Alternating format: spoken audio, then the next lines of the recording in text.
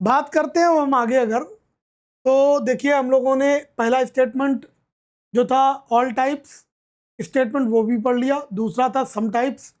अब तीसरा स्टेटमेंट हमारा ये है, तीसरा स्टेटमेंट जिसको कहते हैं some not types. Some not types, okay.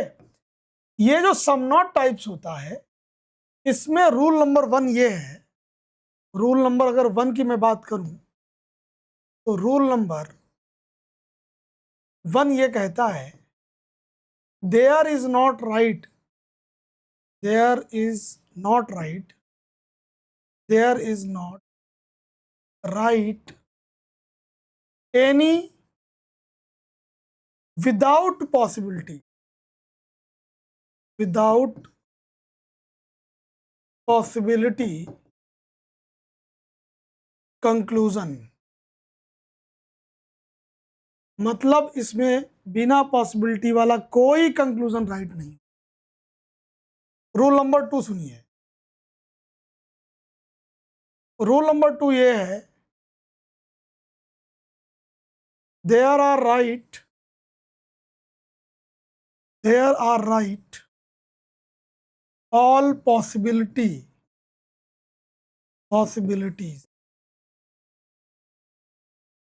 मतलब इसमें सारी पॉसिबिलिटीज राइट होती हैं, मतलब पॉसिबिलिटी के कोई भी कंक्लूजन हो वे सब राइट होंगे। एक बात और, एक्सेप्शन है बस। एक्सेप्शन क्या है वो समझ लो। Possibility of the given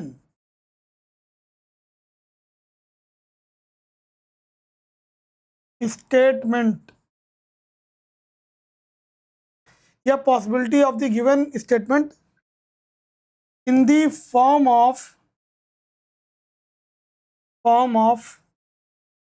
all types will not be right, will not be right। मतलब क्या है ये मैं आपको एग्जांपल से समझाऊं, ऐसे आप समझ नहीं पाओ। मैं एक एग्जांपल देता हूं। एग्जांपल में ये हो गया स्टेटमेंट, क्या लिखा है, some A are not B, ये स्टेटमेंट है। कंक्लूजन ले लो, first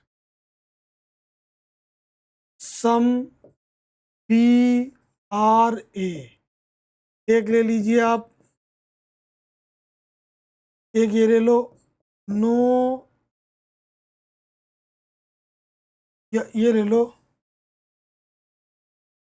all B are A, एक ले लीजिए all B are A is a possibility, एक ले लो all A are B is a possibility.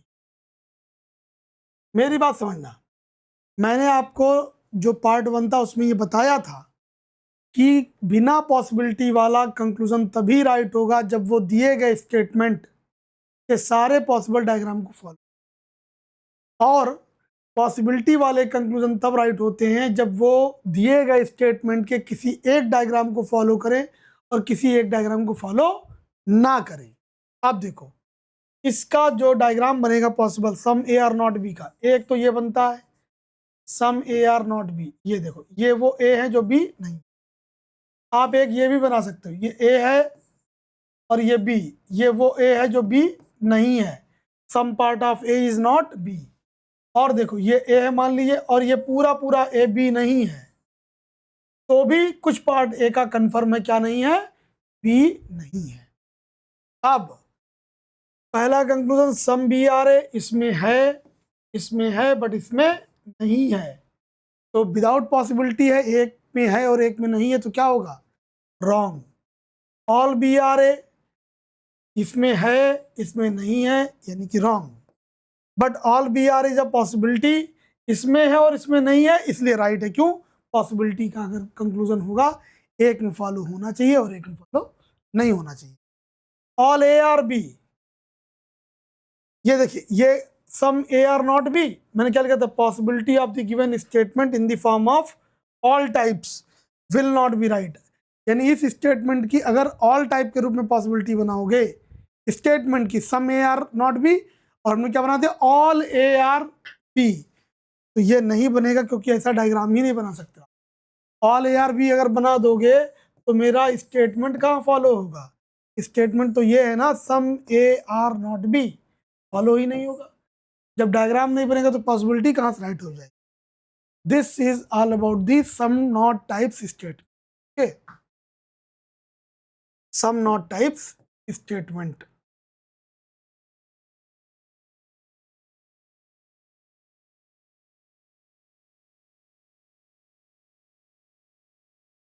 Some not type statement. चौथा देखिए, all types,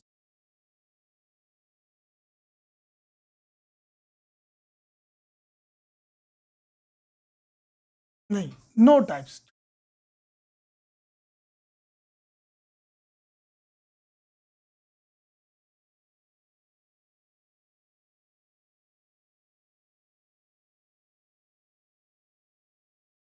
no types statement क्या है भाई? Rule number 1,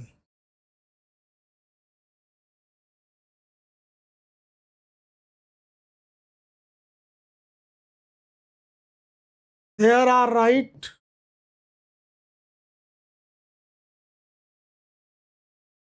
only two possible,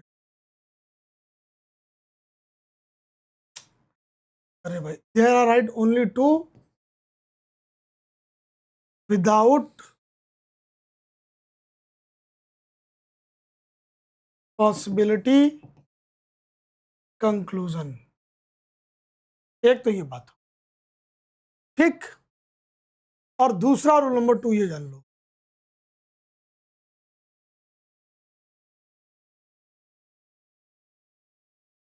there are right,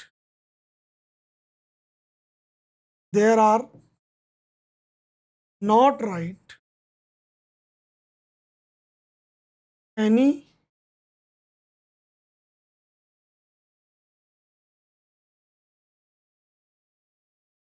possibility conclusion. इन statements में कोई भी पॉसिबिलिटी का कंक्लूजन राइट नहीं होगा। इनमें केवल दो विदाउट पॉसिबिलिटी कंक्लूजन राइट होंगे, और वो कौन कौन से राइट होंगे ये जानिए। Number 1, no types. Number 2, some not type. No types में याद रखिएगा, कन्वर्जन ऑफ द स्टेटमेंट। अगर इसमें कुछ राइट होगा तो वो भी conversion of the statement right होगा। ठीक है, अब मैं एक एग्जांपल देता हूं। स्टेटमेंट क्या है?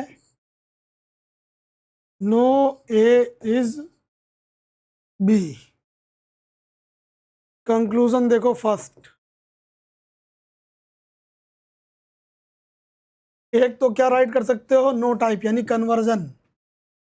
इसका स्टेटमेंट देखो ऐसे बनेगा, ये ए है और कोई ए बी नहीं, तो जब कोई पार्ट ए का बी नहीं तो कोई भी ए नहीं।